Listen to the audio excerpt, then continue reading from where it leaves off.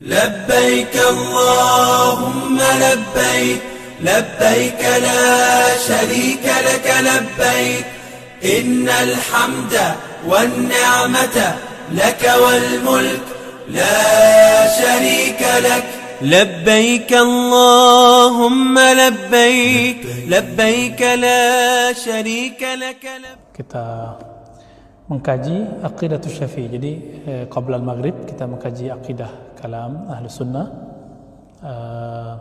Jadi masail-masail, persoalan-persoalan, isu-isu yang biasa panas di kalangan orang yang membajak nama ahli sunnah.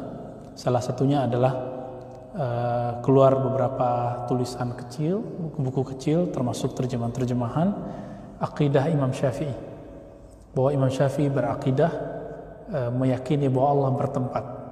Nah, ini tidak benar. Nanti kita coba lihat, ada dua kitab yang sangat bagus tentang ini. Sebenarnya Manaqib Imam Syafi'i juga ditulis oleh Ibnu Abi Hatim Ar-Razi dan beberapa imam-imam lain. Namun yang paling recommended itu ada dua kitab ini, Manaqib Syafi'i karya Al-Muhaddis Al-Kabir Al-Baihaqi. Beliau wafat tahun 458 Hijriah, lahirnya 384, artinya hidup di akhir abad keempat dan wafat di pertengahan abad kelima. Nah, ini angkatan guru-gurunya Imam Syafi'i, Imam Ghazali ya. Imam Ghazali punya guru, gurunya berguru ke Imam Al-Baihaqi. Kemudian juga di sana ada manusia yang menasabkan dirinya dengan bermazhab Imam Syafi'i. Namun anehnya mereka tidak mengambil akidah Imam Syafi'i. Mereka ada orang, sebagian manusia berkata, mazhab kami Syafi'i, akidah kami Asy'ari. Mazhab kami Syafi'i, akidah kami Murji'ah. Mazhab kami Syafi'i, akidah kami Khawarij. Mazhab kami Syafi'i, begini dan begitu. Demikianlah kebanyakan di antara manusia yang mereka menyandarkan mazhabnya kepada Imam Syafi'i, menyandarkan keilmuan fiqihnya kepada Imam Syafi'i. Mereka berbangga dengan Imam Syafi'i dalam perkara mazhab, dalam perkara fiqih. Namun sayangnya mereka seolah-olah mengatakan adapun akidah Imam Syafi'i bermasalah sehingga kami tidak mengambil akidahnya.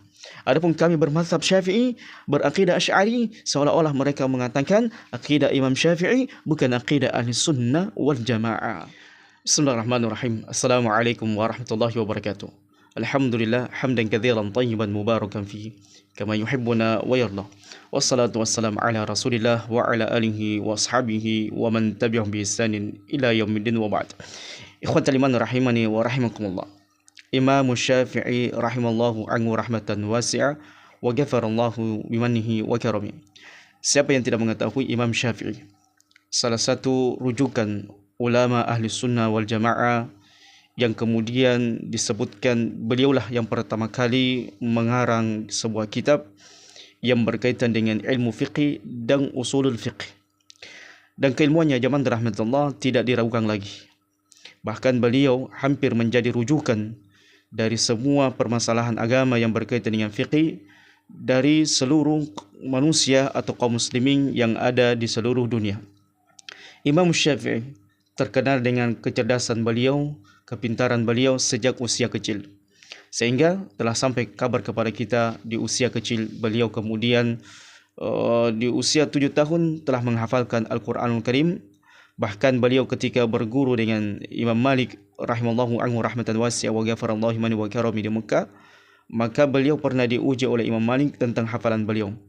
Dan Masya Allah, tabarakallah, barakallahu fi, ketika itu Imam Syafi'i mampu menghafalkan dan menyetorkan hafalan beliau kepada Imam Malik, yang pada saat itu beliau menyetorkan kitab yang dikarang oleh Imam Malik itu sendiri, yaitu kitab Al-Muwatta. Maka pada saat itu Imam Malik kemudian takjub dengan hafalan beliau Imam Syafi'i, yang dimana seusia beliau sudah mampu dan memiliki kecerdasan yang tidak dimiliki oleh anak-anak sebaya beliau. Kemudian beliau mengembar menuntut ilmu di sana sini, di kota Madinah, di kota Syam, Irak, di Mesir, dan beliau menjadi sumber rujukan ulama pada saat itu yang sesama dengan beliau. Bahkan tidak sedikit ahlul bid'ah atau mereka yang menyimpang dari jalan Allah Jalla Jalaluhu kemudian bertaubat meninggalkan amalan-amalan bid'ah mereka, pemikiran-pemikiran bid'ah mereka disebabkan karena setelah mujadalah, berdiskusi, berdebat dengan Imam Asy-Syafi'i. Sehingga zaman rahmatullah, Imam Syafi'i di zamannya menjadi sebuah tokoh fenomenal yang sangat dikagumi, yang sangat dicintai oleh manusia. Kelembutan beliau, kemudian fatwa-fatwa beliau yang hampir diterima oleh semua kalangan, sehingga menjadikan manusia Imam Syafi'i rahimahullah sebagai rujukan, sebagai tempat bertanya, berdiskusi, kemudian duduk secara ilmiah membahas semua permasalahan yang berkaitan dengan agama Allah Jalla Jalaluh. Maka ini adalah merupakan di antara anugerah rahmat Allah Jalla Jalaluh yang diberikan kepada umat ini, yaitu munculnya sosok seorang manusia yang menjadi teladan pada saat itu, yang menjadi penerang, yang menjadi penolong sunnah Nabi SAW tatkala banyak merebak pemahaman-pemahaman ilmu kalam di zamannya. Bahkan zaman rahmatullah di Irak pernah menjadi tempat terangnya ilmu kalam. Hampir semua rumah-rumah mempelajari, anak-anak mereka mempelajari ilmu kalam. Mereka berbangga dengan ilmu kalam, membesarkan ilmu kalam. Bahkan tidak dikatakan tren, tidak dikatakan gaul ketika pada saat itu anak-anak mereka tidak mempelajari ilmu kalam. Namun tampillah Imam Syafi'i kemudian meredupkan ilmu kalam itu di Irak dan di sekitar negeri Irak yang menjadi tren pada saat itu. Kemudian dengan kecerdasan yang dia miliki, hafizallahu rahimallahu anhu rahmatan wasi'ah, dengan keteladanan yang beliau miliki, sehingga dengan penyampaian qala Allah wa qala Rasul sallallahu alaihi wasallam, beliau berhasil meredupkan dan melenyapkan ilmu-ilmu kalam yang ada di tengah-tengah manusia yang pada saat itu menjadi tren. Sampai sekarang zaman rahmatullah, dari zaman ke zaman setelah Imam Syafi'i meninggal, berlalu waktu, tetap beliau menjadi rujukan di antara besarnya kaum muslimin yang ada di dunia ini. Mereka kemudian berbangga bermazhab Syafi'i, sampai-sampai kita mendapatkan murid-murid Imam Syafi'i dan orang-orang yang setelah zamannya berlalu di waktu yang sangat lama, itu selalu menyandarkan nama mereka dengan nama Syafi'i, yang menunjukkan bahwasanya mereka bermazhab Syafi'i. Murid-muridnya senantiasa berbangga menukilkan pendapat-pendapat beliau. Murid-murid beliau setelah beliau senantiasa mengarang kitab untuk mensyarah apa yang dijelaskan oleh Imam Syafi'i secara lisan maupun tulisan. Taib zaman rahmatullah. Kemudian juga di sana ada manusia yang menasabkan dirinya dengan bermazhab Imam Syafi'i. Namun anehnya mereka tidak mengambil akidah Imam Syafi'i. Mereka, ada orang, sebagian manusia berkata, mazhab kami Syafi'i, akidah kami Asy'ari. Mazhab kami Syafi'i, akidah kami Murji'ah. Mazhab kami Syafi'i, akidah kami Khawarij. Mazhab kami Syafi'i, begini dan begitu. Demikianlah kebanyakan di antara manusia yang mereka menyandarkan mazhabnya kepada Imam Syafi'i, menyandarkan keilmuan fiqihnya kepada Imam Syafi'i. Mereka berbangga dengan Imam Syafi'i dalam perkara mazhab, dalam perkara fiqih. Namun sayangnya mereka seolah-olah mengatakan adapun akidah Imam Syafi'i bermasalah sehingga kami tidak mengambil akidahnya. Adapun kami bermazhab Syafi'i, berakidah Asy'ari, seolah-olah mereka mengatakan akidah Imam Syafi'i bukan akidah ahli sunnah wal jamaah. Inilah ya kebanyakan kerancuan, tidak pahamnya manusia di zaman kita sekarang ini, yang kemudian mereka hanya mengambil dari Imam Syafi'i dan berbangga dengan Imam Syafi'i hanya sekedar mazhab. Hanya sekedar mazhab zaman rahmatullah. Sementara yang menjadi rujukan mazhabnya Imam Syafi'i, yang menjadi pondasi Imam Syafi'i mengambil mazhabnya, mereka tidak mengambilnya. Bahkan mereka tidak ingin mencari tahu akidah Imam Syafi'i itu akidahnya apa sih? Akidah Imam Syafi'i apakah Syiah, apakah Khawarij, apakah Mu'tazilah, apakah Murji'ah, atau Imam Asy'ari? Bahkan lebih ekstrem zaman rahmatullah, kita dapatkan di zaman kita sekarang ini, ada orang yang mengatakan bahwasanya akidahnya Imam Syafi'i adalah akidah Imam Asy'ari yang dibawa oleh Imam Asy'ari. Maka pernyataan seperti ini, pernyataan bukan di atas ilmu, Pernyataan seperti ini bukan pernyataan seorang penuntut ilmu. Pernyataan seperti ini tidak dibangun di atas kekuatan pondasi pendalilan yang sangat kuat. Maka bagaimana mungkin kita mengatakan akidah Imam Syafi'i adalah akidah yang dibawa oleh Imam Asy'ari, sementara hidup zaman beliau keduanya itu sangat berbeda. Adapun Imam Syafi'i itu hidup sekitar tahun 150 Hijriah, sementara Imam Abu Hasan Al-Asy'ari itu hidup sekitar tahun 324 Hijriah. Tolong dikoreksi di kolom komentar kalau saya salah. Silakan, tafadhal.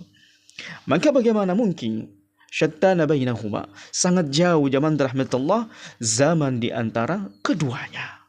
Oleh karenanya tampillah para ulama kita kemudian membela akidah Imam Syafi'i. Ya, seolah-olah manusia mengatakan adapun ilmu yang berkaitan dengan mazhab, dengan ilmu fiqh, dengan ilmu usulul fiqh yang ada pada Imam Syafi'i itu tidak ada masalah. Sementara akidah Imam Syafi'i itu ditinggalkan.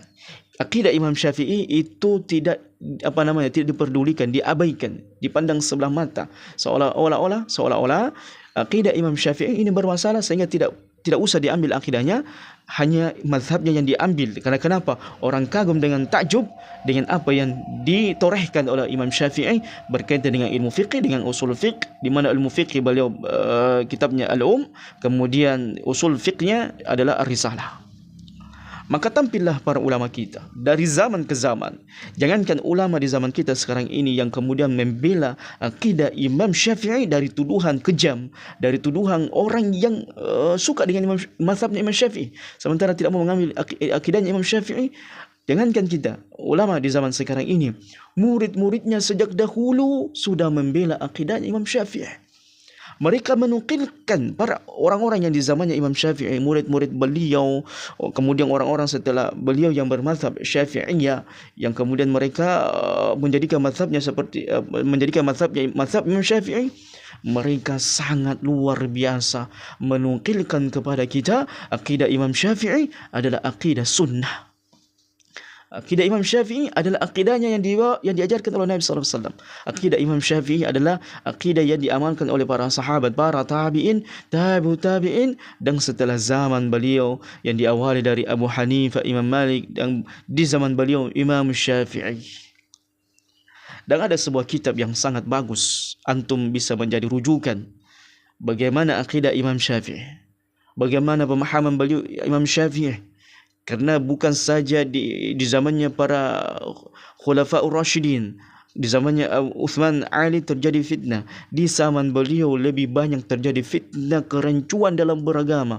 Muncul firqah-firqah sesat, di antaranya Ahlul Kalam, yang kemudian memahami agama dengan ilmu kalam.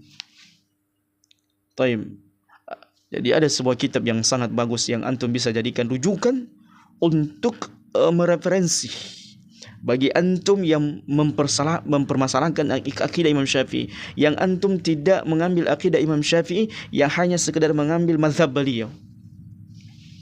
Kitab ini dikarang oleh Dr. Abdullah ibnu Abdul Aziz Al-Anqari, Ustadzul Aqidati Al-Musa'id bi Jami'atil Malik As-Su'ud bi Riyadh. Beliau menamai kitabnya Aqidatul Imam Syafi'i min nususi kalamihi wa idahi ashabihi. Dari judulnya saja zaman rahmatullah, ini sangat menarik sekali, sangat bagus sekali, dijadikan rujukan, dijadikan bahan bacaan bagi orang yang hanya mengambil mazhabnya Imam Syafi'i dan tidak mengambil akidahnya Imam Syafi'i. Di sini disebutkan terjemahannya Aqidah Imam Syafi'i min nususi kalamihi. Jadi akidahnya Imam Syafi'i yang diketahui dari nas-nas kalamnya, dari nukilan-nukilan kalamnya yang didapatkan di dalam kitab beliau Al-Um wa Risalah. Begitu pula dari yang didengarkan oleh murid-muridnya, yang dinukilkan murid-muridnya, bahkan dibukukan oleh murid-muridnya dan disyarah. Inilah kecerdasan para ulama kita.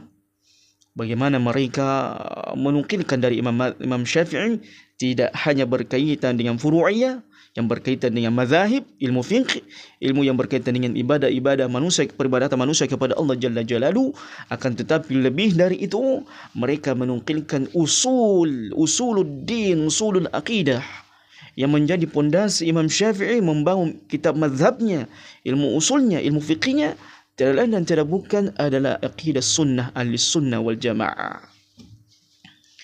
Jadi banyak orang yang berteriak akidah ahli sunnah wal jamaah tanpa pernah mengetahui dari mana ente mengambil akidah ahli sunnah wal jamaah.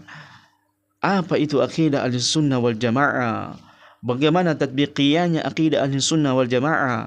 Apakah hanya sekedar ucapan-ucapan semata, ataukah di sana harus ada tatbiqiyah? Bagaimana penerapan akidah ahli sunnah wal jamaah yang benar? Supaya kita ini tidak salah kaprah, supaya kita ini tidak asal ngomong, asal mencap, asal berteriak-teriak akidah ahli sunnah wal jamaah. Baik. Kemudian wa idahi ashabihi, dan keterangan-keterangan dari sahabat-sahabat beliau rahimallahu anhu rahmatan wasi'ah. Jadi kalau ada orang yang hari ini di zaman kita sekarang ini berbangga dengan mazhab Imam Syafi'i sementara akidahnya Asy'ari, ini orang salah kaprah, menyelisihi apa yang dinukilkan dari Imam Syafi'i.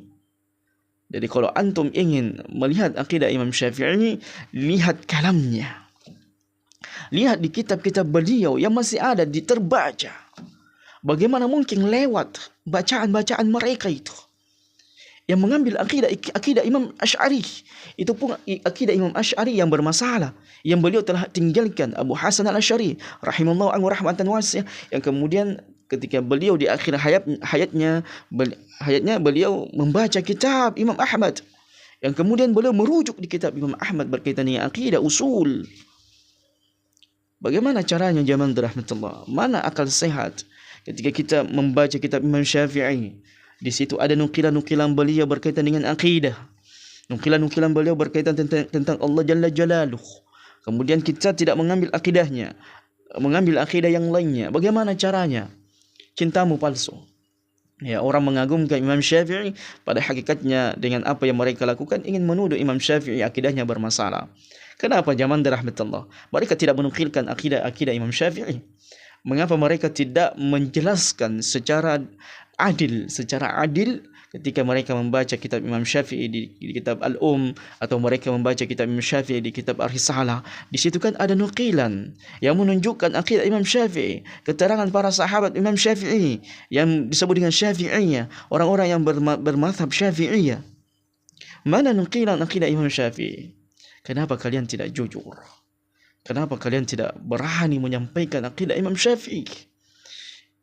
Akidah Imam Syafi'i adalah akidah salaf, akidahnya orang-orang terdahulu, ya, dari Nabi SAW, dari para sahabat, dari tabi'in dan tabi'ut tabi'in. Karena tidak mungkin zaman rahmatullah kitab mazhab Imam Syafi'i sampai kepada kita, nukilan beliau sampai kepada kita, dan beliau menjadi rujukan imam mazhab di seluruh dunia kalau akidah beliau bermasalah. Tidak akan mungkin kita jadikan kitab beliau sebagai salah satu mazhab yang terkenal di dunia ini kalau akidah Imam Syafi'i dan Syiah. Tidak akan mungkin kita mengambil kitab mazhab Imam Syafi'i kalau Imam Syafi'i itu akidahnya Khawarij. Tidak akan mungkin. Kita saja ya, salafi di Indonesia ini, ahli sunnah wal jamaah yang insyaAllah asli, bukan KW, bukan hanya sekedar teriakan-teriakan. Tetapi zaman rahmatullah kita senantiasa mendakwakan akidah Imam Syafi'i, masih dituduh Wahabi, masih dituduh radikal, masih dituduh dengan ekstremisme, pemahaman keras, tegas, pemahaman Wahabi dan sebagainya. Kan lucu kalau kita membaca secara detail nukilan-nukilan Imam Syafi'i di kitab-kitab beliau, kemudian di keterangan-keterangan murid-murid beliau yang dimana beliau ini akidahnya salaf. Kemudian apakah ente akan mengatakan Imam Syafi'i itu Wahabi, Imam Syafi'i itu radikal, Imam Syafi'i itu begini dan begitu? Kan lucu zaman rahmatullah. Karena kenapa mereka tidak menukilkan akidah Imam Syafi'i? Karena akidah Imam Syafi'i meyakini Ar-Rahmanu 'alal 'arsy istawa. Bahwasanya akidah Imam Syafi'i Al-Quran itu adalah kalamullah. Bahwasanya akidah Imam Syafi'i tidak menafikan nama dan sifat Allah yang jelas. Bahwasanya akidah Imam Syafi'i adalah akidahnya yang dibawa oleh akidah Nabi SAW. Sehingga ini yang mereka takutkan, sehingga ini yang mereka khawatirkan. Jangan sampai menyampaikan akidah Imam Syafi'i, terbongkarlah kebobrokan dan keburukan mereka dalam berakidah kepada Allah Jalla Jalaluhu. Dan itu pun zaman rahmat Allah. Jangankan dalam perkara akidah yang menjadi usul dalam agama Imam Syafi'i, bahkan mazhabnya Imam Syafi'i, banyak orang hanya sekedar pengakuan saja. Ya, banyak orang hanya sekedar penamaan saja, tanpa mereka benar-benar ingin menerapkan konsep mazhab Imam Syafi'i dalam dirinya, tanpa mereka pernah mau. Taib zaman rahmat Allah. Di sini ada sedikit saya ingin sampaikan sama antum, dan insyaallah taala ini baru penjelasan muqaddimah yang berkaitan dengan akidah Imam Syafi'i dari mana kita tahu dari kalamnya dan nukilan dari muridnya. Kita akan menjadikan beberapa poin demi poin pembahasan berkaitan dengan akidah Imam Syafi'i, supaya orang-orang yang mengaku bermazhab Imam Syafi'i itu melek, mereka sadar, mereka kemudian merujuk tentang apa yang dibawa oleh Imam Syafi'i, tidak hanya sekedar apa zaman rahmatullah mazhab, tapi lihat apa yang dibawa oleh Imam Syafi'i. Karena tidak akan mungkin, antum harus tahu, furu'iyah yang berkaitan dengan mazhab fiqih ini tidak akan mungkin terbangun kalau pondasi akidahnya rusak. Tidak akan mungkin. Orang yang akidahnya lurus, orang akidahnya baik, maka pasti ibadahnya baik. Dan tidak akan mungkin orang akidahnya rusak, pasti ibadahnya juga rusak. Tidak akan mungkin akidah rusak, amalan baik. Tidak akan mungkin. Itu sinkron, selaras, akidah baik, amalan baik. Akidah rusak, maka pasti amalan rusak. Contoh kecilnya saja. Ketika seseorang tidak mengimani Ar-Rahmanu 'alal 'arsy istawa, bagaimana dia berdoa? Bagaimana dia berdoa zaman rahmatullah? Kenapa ente berdoa dengan begini? Ya, fitrahnya antum lurus ke atas. Jangankan orang berilmu, orang yang profesor, doktor, orang awamnya saja kaum muslimin, orang bodohnya kaum muslimin yang tidak pernah belajar agama, yang tidak pernah mendengarkan ceramah agama, ketika mereka berdoa selalu tangannya seperti ini dan hatinya menghadap ke langit. Bagaimana antum berdoa ketika antum tidak mengimani Ar-Rahmanu 'alal 'arsy istawa? Bagaimana antum berdoa zaman rahmatullah? Akidah rusak, bingung dalam beribadah.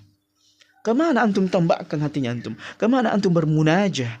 Kalau tidak bermunajah yang di atas langit, wa fis sama'i rizqukum wa ma tu'adun. Inilah zaman rahmatullah, ketika orang akidahnya rusak, maka dia akan bingung dalam beribadah. Ketika seseorang akidahnya rusak, maka dia akan menyusahkan dirinya sendiri dalam perkara ibadah. Alhamdulillah, bi ni'matihi tatimmus shalihat. Kita selalu bersyukur atas akidah Ahlussunnah wal Jamaah yang sampai kepada kita. Yang dahulunya kita mungkin bermasalah dalam perkara akidah, yang dahulunya kita mungkin membangkang dalam permasalahan akidah, yang dahulunya kita hanya bermazhab Syafi'i, akidahnya Imam Syafi'i dipertanyakan. Ente dari mana akidahnya? Asy'ari. Mana caranya? Taib, zaman rahmatullah. Di sini ada yang menarik dari perkataan Syekh Hafizullah. Beliau juga mengarang sebuah manuskrip makalah doktorat beliau tentang Imam Syafi'i, yaitu Juhudus Syafi'iyah fi taqriri tauhidil ibadah. Ini kitabnya juga sangat bagus, antum bisa menjadi referensi, yaitu kesungguhan orang-orang yang bermazhab Syafi'i dalam menegaskan dan menetapkan tauhid kepada Allah Jalla Jalaluhu. Ini luar biasa zaman rahmatullah. Mereka para orang-orang yang bermazhab Syafi'iyah, yang benar-benar bermazhab Syafi'i, ya, yang mengambil nukilan dari Imam Syafi'i, itu menjelaskan bagaimana Imam Syafi'i dalam perkara akidah, ibadat, tauhid kepada Allah benar-benar selaras dengan apa yang diajarkan oleh Nabi SAW dan dinukilkan oleh murid-murid beliau. Taib. Dan itu kata beliau, kalau antum ingin mendapatkan nukilan beliau berkaitan dengan akidah beliau, berkaitan dengan ibadah beliau, maka kembali kedua kitab yang sangat fenomenal ini, yang sangat luar biasa, yang beliau torehkan di zaman yang selama beliau hidup, yaitu kitab dan kitab Ar-Risalah. Tayyib. Sedikit zaman rahmatullah.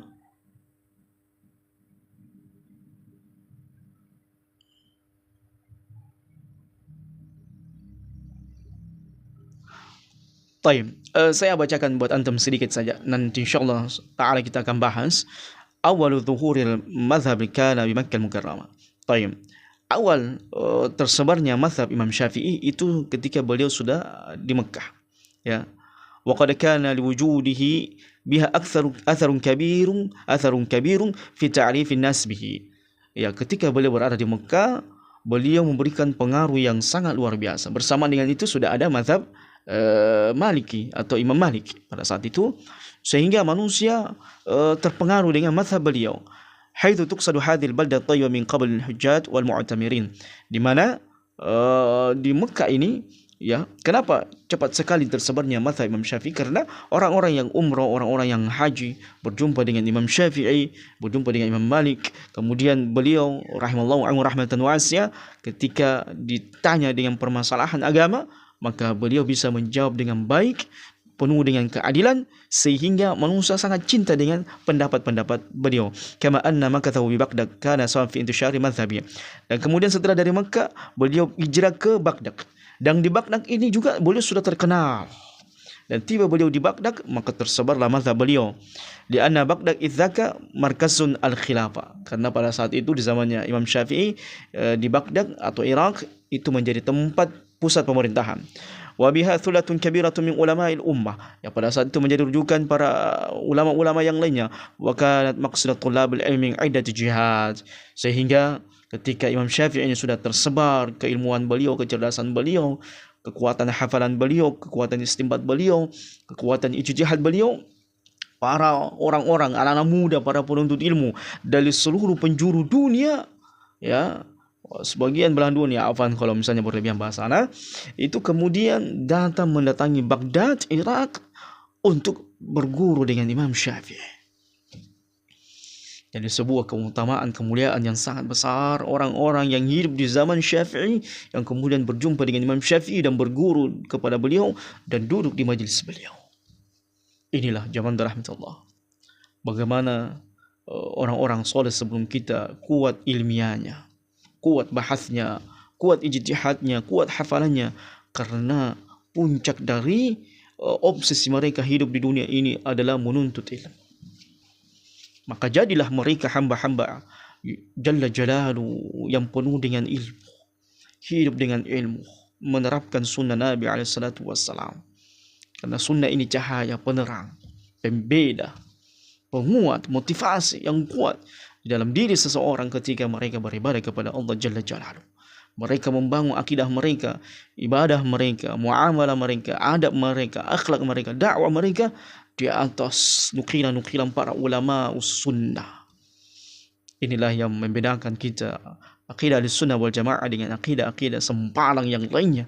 Karena kita memuliakan Quran, kita memuliakan sunnah Nabi SAW. Yauma tabyaddu wujuh wa taswaddu wujuh. Kata Abdullah bin Abbas, hari di mana wajah-wajah berseri, putih wajah berseri, mereka adalah ahli sunnah wal jamaah. Dan hari-hari di mana wajah buram hitam, inilah wajah-wajah mereka yang menyimpang di jalan Allah Jalla Jalaluh dalam beragama. Mereka adalah ahlul kafar dan ahlul dhalalah, ahlul bid'ah, yang menyimpang dari jalan Allah Jalla Jalaluh. Taib zaman rahmatullah, kemudian disebutkan beliau wa bimma yajli makanahu an kitabahu al-hujjah alladhi sanafahu bil Iraq. Dan ada sebuah kitab yang beliau karang di Irak yang disebut dengan al-hujjah. Ini juga bisa jadi referensi buat antum, menukilkan akidah Imam Syafi'i. Taib rawahu anhu arba'atu min masyahir fuqahaiha, di mana kitab hujjah ini dinukilkan dari 4 murid-murid beliau yang masyhur, di antaranya Imam Ahmad.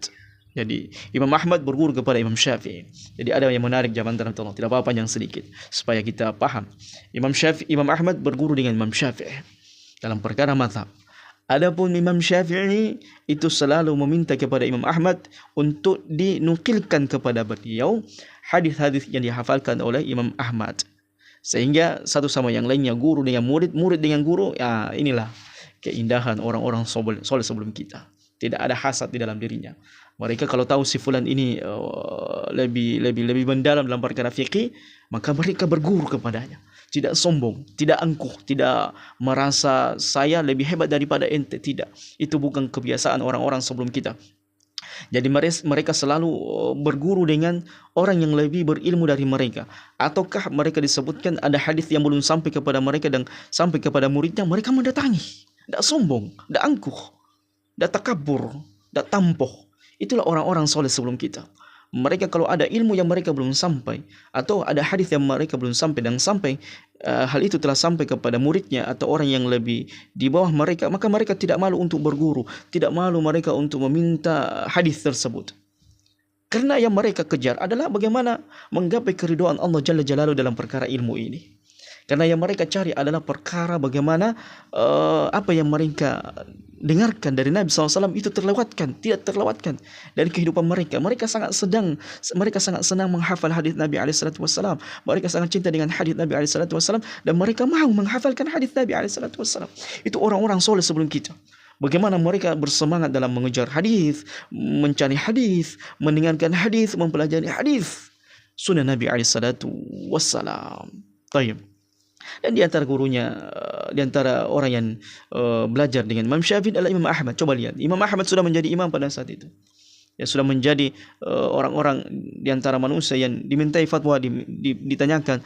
Tetapi Imam Ahmad berguru dengan Imam Syafi'i. Begitu pula Imam Syafi'i berguru dengan Imam Ahmad. Satu sama yang lainnya imam ini memuliakan, satu sama yang lainnya imam ini kemudian menghormati, tidak menjatuhkan, tidak menyudutkan, tidak ada hasad dalam diri mereka. Demikianlah ulama ahli sunnah wal jamaah dari zaman ke zaman. Baik. Kemudian diantaranya Abu Thawr, ya, yang merupakan juga murid Imam Syafi'i yang sangat masyhur. Begitu pula dengan Za'farani, begitu pula dengan Al-Qarabis. Empat murid Imam Syafi'i inilah yang menukilkan kitab Al-Hujjah dari Imam Malik di Iraq. Baik. Kemudian zaman rahmatullah sedikit lagi. Fi bina'i Syafi'i madhhabuhu ala manhajis salaf. Perhatikan zaman rahmatullah. Di sini ada yang menarik, tapi mungkin nanti kita akan bahas di lain waktu karena saya kira cukup untuk muqaddimah ini. Dan insyaallah taala nanti kita akan bahas di lain waktu berkaitan dengan akidah Imam Syafi'i, dan ini adalah merupakan pendahuluan buat kita semuanya supaya apa, zaman rahmatullah, dengan membahas yang seperti ini sehingga kita semakin yakin dengan akidah ahli sunnah wal jamaah, sehingga kita semakin yakin dengan akidah para salaf, akidah yang kita berada di atasnya, yaitu akidah para sahabat, para tabi'in dan tabi'un tabi'in, dan akidah imam mazhab yang di mana zaman rahmatullah semua orang mengaku mazhabnya Abu Hanifah, kemudian Imam Malik, kemudian Syafi'i, kemudian Ahmad Hanbali, tapi mereka kemudian berpaling dari akidah-akidah para imam. Mereka kemudian meninggalkan akidah-akidah para imam, mengambil mazhabnya tapi tidak mengambil akidahnya. Maka ini sebuah diantara kerancuan dalam berilmu, maka ini diantara kebodohan dalam berilmu, maka ini diantara kekurangan dalam berilmu ketika seseorang itu hanya mengambil sebagian dari apa yang dimiliki oleh para imam. Kita mengambil dari imam akidah mereka, kita mengambil imam dari mazhab mereka, dari akhlak mereka yang sangat mulia. Tentunya dengan cara seperti ini, bab ilmiah akan senantiasa diwariskan dari zaman ke zaman, bukan hanya sekedar mazhabnya saja. Hadza wallahu a'lam bissawab. Subhanakallahumma bihamdika asyhadu an la ilaha illa anta astaghfiruka wa atubu ilaik wa akhiru da'wana alhamdulillahi rabbil alamin. Wassalamu alaikum warahmatullahi wabarakatuh.